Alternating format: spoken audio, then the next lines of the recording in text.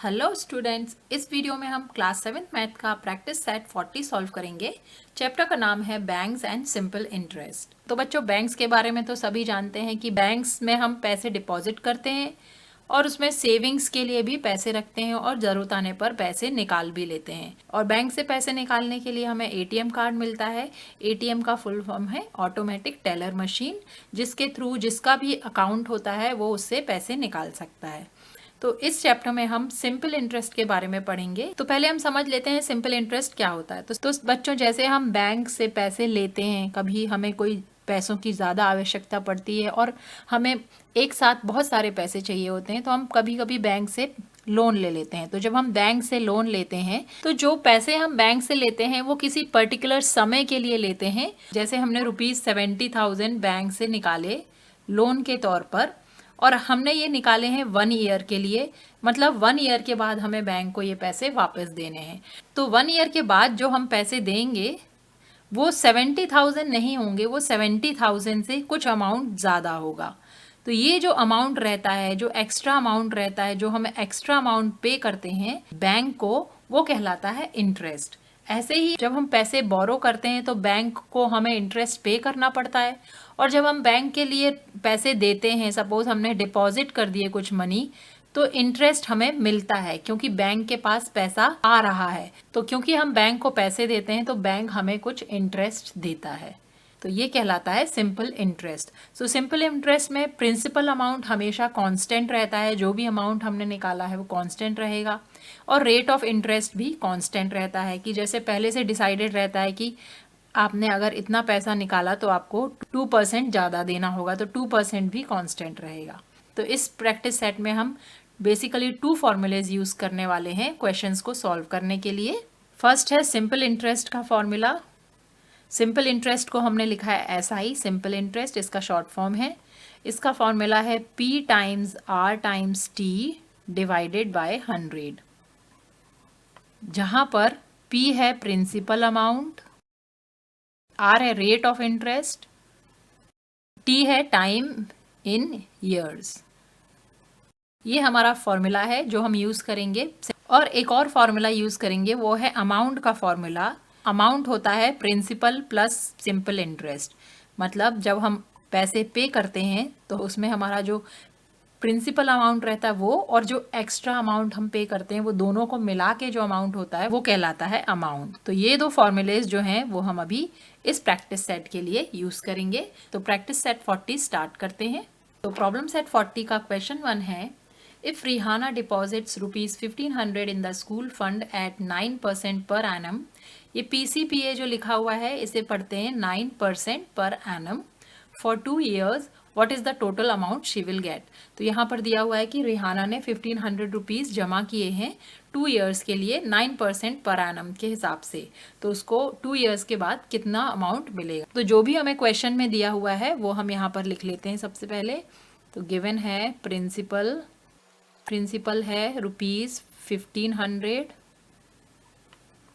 Rate of interest दिया हुआ है 9% पर एनम, पर एनम मतलब 9% पर ईयर, तो ये हो जाएगा 9%, और टाइम दिया हुआ है 2 ईयर्स, और हमें फाइंड करना है अमाउंट।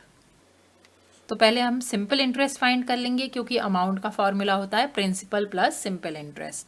तो सिंपल इंटरेस्ट का फॉर्मूला यूज़ करेंगे फाइंड करने के लिए, P times R times T divided by 100। यहाँ पर वैल्यूज़ पुट करेंगे, ये है 1500 principal amount, rate of interest है 9%, टाइम है 2 ईयर्स डिवाइडेड बाय 100। तो सिंपल इंटरेस्ट हो जाएगा, तो यहाँ पे 2 ज़ीरोज़ डिनोमिनेटर और न्यूमरेटर के कैंसिल आउट हो जाएंगे, तो हमें मिलेगा 15 टाइम्स 2 30 टाइम्स 9 टाइम्स 30 हो जाएगा 270। तो हमारा सिंपल इंटरेस्ट हो गया 270। अब हमें अमाउंट फाइंड करना है, तो अमाउंट का फॉर्मूला यूज़ करेंगे। अमाउंट होता है principal plus simple interest. Principal amount हमें दिया हुआ है ₹1500 प्लस सिंपल इंटरेस्ट फाइंड किया है 270। दोनों को ऐड करेंगे तो ये हो जाएगा 0771। तो अमाउंट हो जाएगा हमारा 1770। ये हमारा इसका फाइनल आंसर होगा।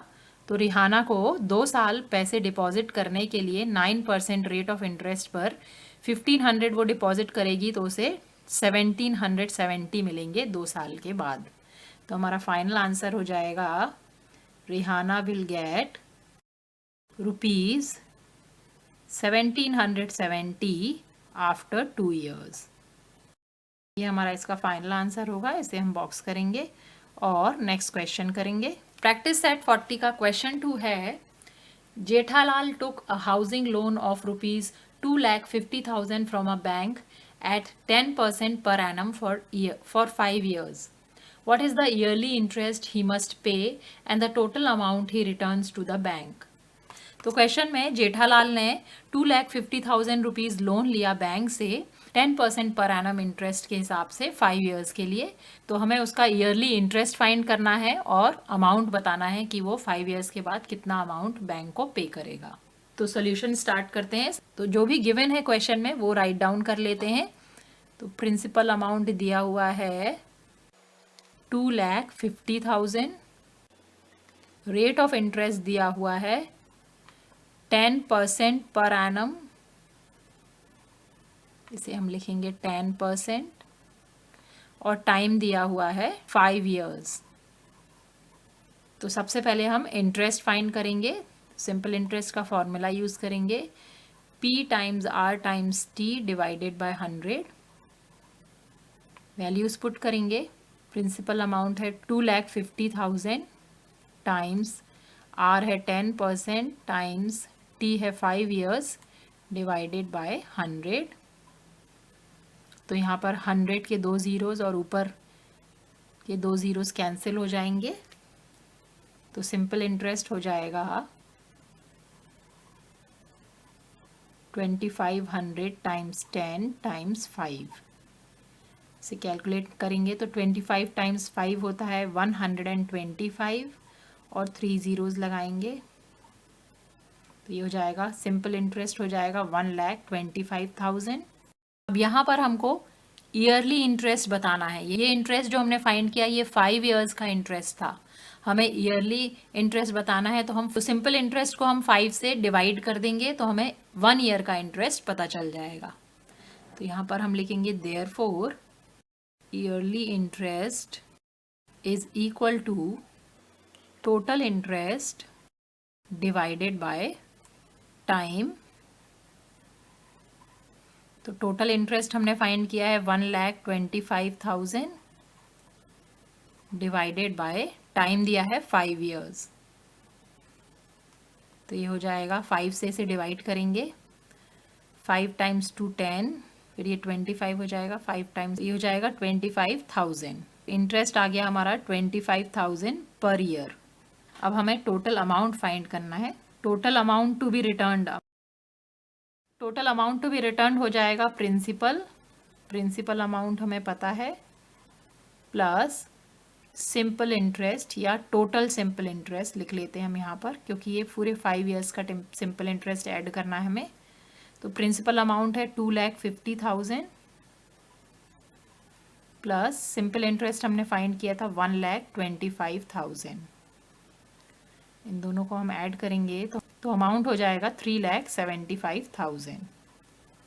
तो हमारा फाइनल आंसर हो जाएगा the yearly interest is ₹25,000 and the total amount to be paid is 3,75,000 rupees. यहाँ पर हमारा क्वेश्चन 2 फिनिश होता है। अब हम नेक्स्ट क्वेश्चन करते हैं, क्वेश्चन 3। तो क्वेश्चन 3 है, Shrikant deposited ₹85,000 for 2.5 years at 7% per annum in a savings bank account. What is the total interest he received at the end of the period? तो इसमें हमें ओनली टोटल इंटरेस्ट पता करना है। तो जो भी हमें क्वेश्चन में दिया हुआ है वो हम पहले लिख लेते हैं। गिवन प्रिंसिपल अमाउंट दिया हुआ है, प्रिंसिपल दिया हुआ है ₹85,000। श्रीकांत ने ₹85,000 जमा करे। टाइम दिया हुआ है 2.5 ईयर्स के लिए, 2.5 ईयर्स। 2.5 ईयर्स को हम क्योंकि ये मिक्स्ड फ्रैक्शन है, इसको इम्प्रॉपर फ्रैक्शन कर लेते हैं। तो 2 टाइम्स 2 हो जाएगा 4, 4 + 1 5, तो लिख लेते हैं 5/2 ईयर्स। फिर रेट ऑफ इंटरेस्ट लिख लेते हैं। रेट ऑफ इंटरेस्ट दिया हुआ है 7% पर एनम। तो ये जो 5/2 ईयर्स है, इसको हम फ्रैक्शन में भी लिख सकते हैं, या 5/2 को हम डेसिमल में भी लिख सकते हैं। तो 5/2 हो जाएगा 2.5 ईयर्स। जैसा आपको इजी लगे वैसा आप लिखिए। तो हम सिंपल इंटरेस्ट का फॉर्मूला यूज़ करेंगे। तो सिंपल इंटरेस्ट का फॉर्मूला लिखेंगे, principal times rate of interest times time divided by 100। Values put करेंगे। प्रिंसिपल अमाउंट दिया हुआ है 85,000 टाइम्स रेट ऑफ इंटरेस्ट है 7% और टाइम दिया हुआ है 5/2 ईयर्स या 2.5। तो मैं यहाँ पर 5/2 लिख रही हूँ फ्रैक्शन में। तो हो जाएगा 5/2 टाइम्स यहाँ पर 100। तो इसे सॉल्व करेंगे। ये नीचे का 100 यहाँ के 2 ज़ीरो से कैंसिल हो जाएगा। फिर यहाँ पे 2 बचेगा, 2 टाइम्स 1, और 850 को हम कैंसिल करेंगे 2 से। 2 टाइम्स 4 8, 2 टाइम्स 2 4, और यहाँ पे 10 बन जाएगा, तो 2 टाइम्स 5। तो हमारा न्यूमरेटर हो जाएगा 425 टाइम्स 7 टाइम्स 5 हो जाएगा 35। तो 425 टाइम्स 35 करेंगे।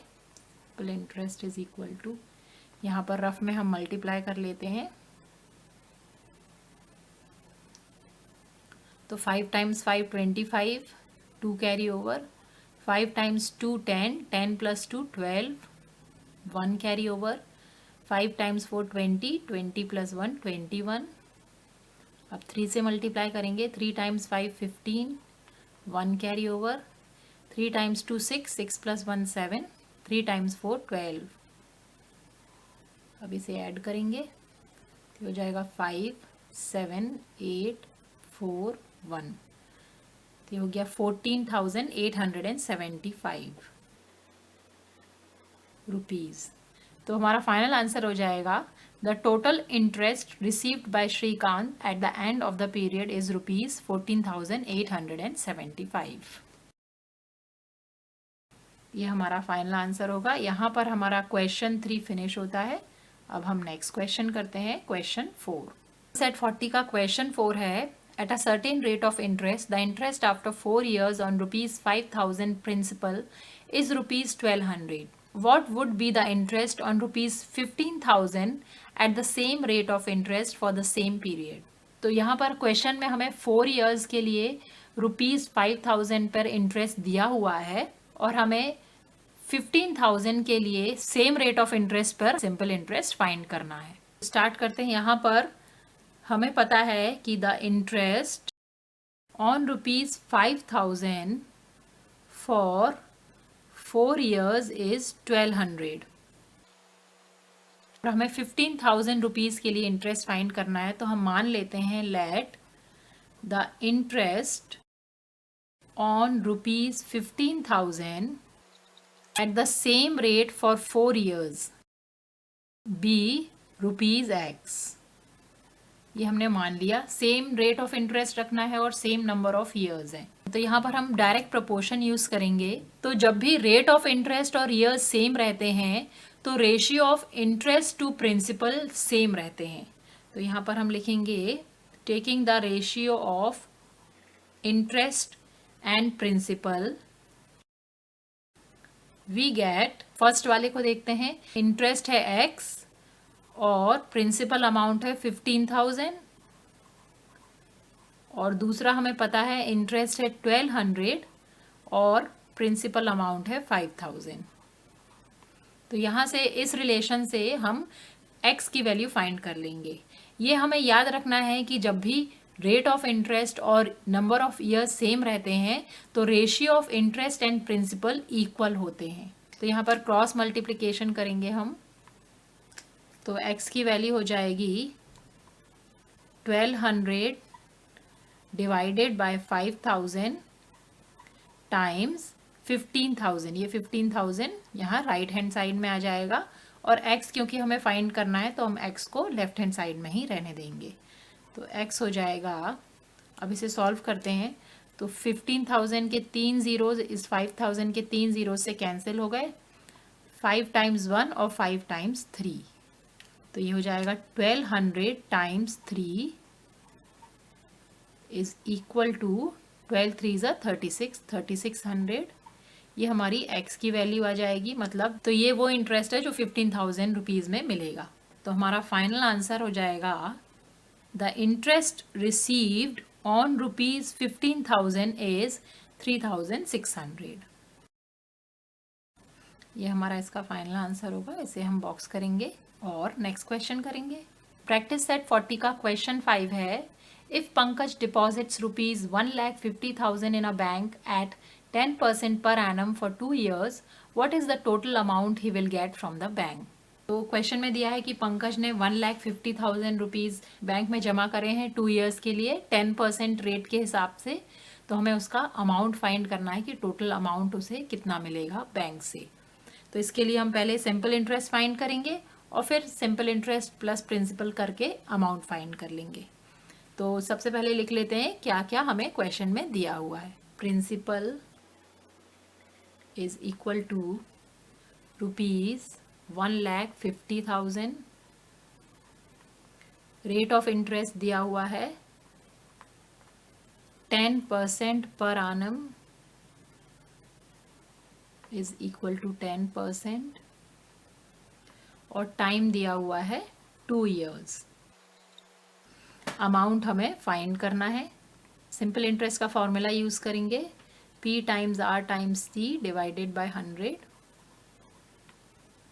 प्रिंसिपल है 1,50,000 टाइम्स रेट ऑफ इंटरेस्ट है 10% टाइम्स 2 डिवाइडेड बाय 100। तो यहाँ पर 100 के 2 ज़ीरोज़ और न्यूमरेटर के 2 ज़ीरोज़ कैंसिल हो जाएंगे, तो ये हो जाएगा 1,500 टाइम्स 20। 15 2 ज़ा 30 होता है, 30 और 3 ज़ीरोज़ ऐड हो जाएंगे, तो ये सिंपल इंटरेस्ट आ जाएगा 30,000। तो सिंपल इंटरेस्ट हो गया हमारा 30,000। अब हमें अमाउंट फाइंड करना है। तो अमाउंट का फॉर्मूला होता है principal plus simple interest. Principal amount दी हुई है 1,50,000 प्लस सिंपल इंटरेस्ट हमने फाइंड किया 30,000। दोनों को ऐड करेंगे, 50 प्लस 30 हो जाएगा 80, तो ये हो जाएगा 1,80,000 रुपीज़। हमारा फाइनल आंसर हो जाएगा Pankaj will receive ₹1,80,000 from the bank. हमारा फाइनल आंसर होगा। इसे हम बॉक्स करेंगे। तो यहाँ पर हमारा प्रॉब्लम सेट 30 का क्वेश्चन 5 फिनिश होता है। ये इस प्रैक्टिस सेट का लास्ट क्वेश्चन था। आई होप ये वीडियो आपके लिए हेल्पफुल होगा। और जाने से पहले मैं आपको बता दूं कि इस वीडियो के डिस्क्रिप्शन में आपको क्लास 7 के प्रैक्टिस सेट की प्लेलिस्ट मिल जाएगी, आप वहां से हेल्प ले सकते हैं। अगर वीडियो पसंद आया है तो प्लीज़ इसे लाइक करें, शेयर करें और चैनल को सब्सक्राइब करें। Thanks for watching.